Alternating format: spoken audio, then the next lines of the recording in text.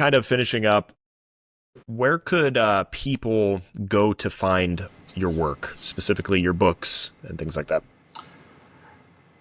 Yeah, what I would just prefer people do is go to Amazon.com, type in the name Jay Rogers. You can also get the book from my website, forerunner.com, but just look up In the Days of These Kings by Jay Rogers, or you can also type in Preterist Daniel by Jay Rogers, and you'll find a lot of results there. Amazon is the easiest way for me to get you my books.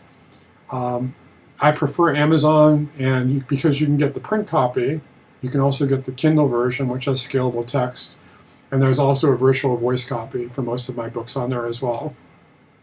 Are there any current books or projects that you're working on right now that we can maybe look forward to? Yeah, there's one that I have that doesn't have anything to do with eschatology. It's actually called The Fourth Political Theory and Biblical Perspective, and I really like this book. You see it's kind of thick here. It's about the size of my Daniel book. I got interested in geopolitics when I was a missionary to Russia and Ukraine. I'm very concerned about the conflict there. And I got interested in a couple of writers on geopolitics who write not only about that event, that conflict in Ukraine before it happened, but they explain the reasons why it's happening. Like right now, we're in a world order shift right now. There's usually a shift in world order that happens every so often. You can point back to 1991 with the fall of communism, 1945 with the end of World War II, 1921. But at least every 100 years, people have met in Europe and they decide on what the New World Order is going to be.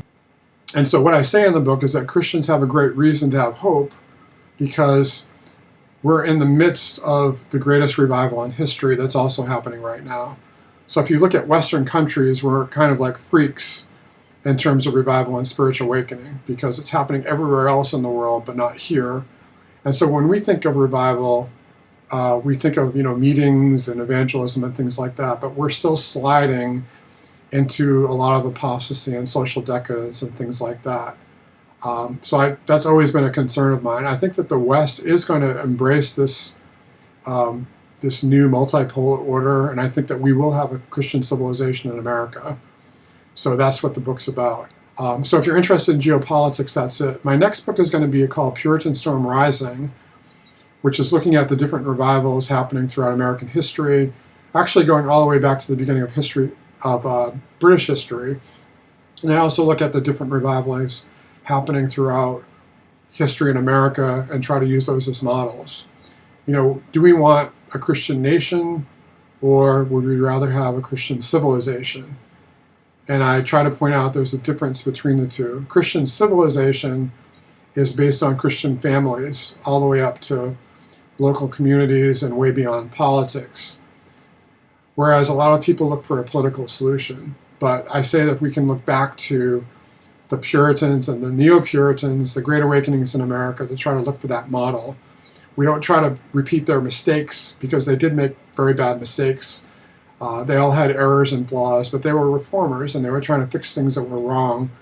And we need to take that same attitude. We need to look at what they did that was right, restore that, and then move on to the future. Yeah, I definitely will be looking forward to those. I have finished In the Days of These Kings.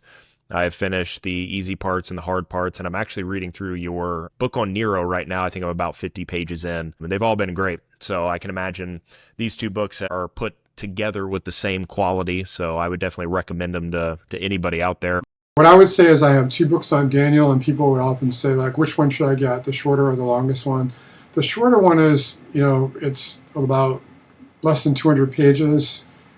And I wrote that because people said, you wrote a 700-page book. No one's going to read that. You need to write something shorter. So I put together a shorter book, and it's about 200 pages long, something like that. And what I do in that book is I summarize what I call the hard parts of Daniel, which are the parts everyone wants to know about. And then I also have some appendices where I answer some unanswered questions that I came up with after writing In the Days of These Kings. Like some of the stuff we talked about today is from that book. But the funny thing is that my best-selling book is actually this thick one right here. This is the one that everyone wants to get. And then the second best-selling book is the shorter one. And then number 3 is the Nero book, and then the book on geopolitics which is called The Fourth Political Theory and Biblical Perspective. So that's my show and tell for today. Yeah, So, I guess everybody's just going to have to get a copy of them all, and they can judge for themselves which one's the best. Like I said, I've enjoyed both of them, as well as the Nero book. There's a lot of insight, and like you said, there's differences between those to where it's not like you're rereading the same thing over and over again. All of it kind of helps to kind of build I think, a well-rounded view of the Book of Daniel. So I've really appreciated the work you've put in. Not only that, but the articles that you do on the Forerunner. So all those things have been quite a huge help with my study in Daniel. And I'm thankful to the listeners, because the listeners are actually the ones who pointed me in your direction. I was unfamiliar with your work up until probably the last maybe 6 or 7 months. So it's been quite a journey getting to see what you've put out there and get to dive really deep into that. And I was really happy that you produced a preterist perspective commentary on the Book of Daniel. So I was definitely really thankful for that. So is there any final words that you would like to say to the listeners? yeah, you mentioned with a lot of people noticing the book, and I've been actually kind of surprised at the notice that I've gotten. As I said in the beginning, I struggled with writing this because I'm not, a credentialed theologian. And I thought, well, who's going to read my book? You can always go to someone else. But then I realized, well, there are people like Hal Lindsey and Tim LaHaye who aren't credentialed either. And my books have not sold as many as theirs. Maybe we'll get there in 100 years from now. And the other thing is that I wanted to point people to is that I was able to go back and find other preterist commentaries on Daniel that virtually no one has heard of before. Some of them are just on Google Books. You can't really easily find reprints of them. But I list those books in my book, and I show people where to find them. And come to find out, prior to my book, there was another one called James Jordan, and there's other people who have done other ones since then. And so thankfully this emphasis of study on the preterist view of Daniel is getting more popular. But I could only identify about a dozen books, or full books like Daniel from a preterist perspective, where there's probably well over 100 books on Revelation from a preterist perspective. So I always thought that that's kind of backwards. You should look at the Old Testament first and then try to understand the New Testament by understanding the Old. And the other thing that's very interesting is almost every commentator that writes a preterist commentary on Daniel, they make note of that. They say, isn't it strange I haven't been able to find that many books on it? And then that inspires them to write a book on that. So I have, as a matter of fact, one of my friends on Facebook is writing one right now, so we'll see how that is. So you're going to get differences on the hard parts. You're going to get different opinions. And like I said in the beginning, don't take my word for it. What I'm trying to get people to do is understand how to exegete the Bible. Do it for yourselves. Use good hermeneutical principles. Try to understand things like parallel structure, chiasm. Understand the worldview of the people, the audience relevance. How do they interpret text for themselves at that time?